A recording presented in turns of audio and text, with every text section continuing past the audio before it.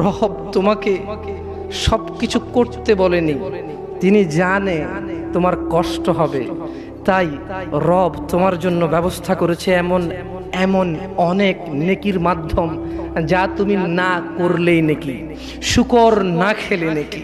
মদ না খেলে নেকি, জুয়া না খেললে নেকি, মারামারি না করলে নেকি, গীবত না করলে নেকি, চুরি না করলে নেকি, ডাকাতি না করলে নেকি, জিনা ব্যভিচার না করলে নেকি, গান বাজনা না শুনলে নেকি।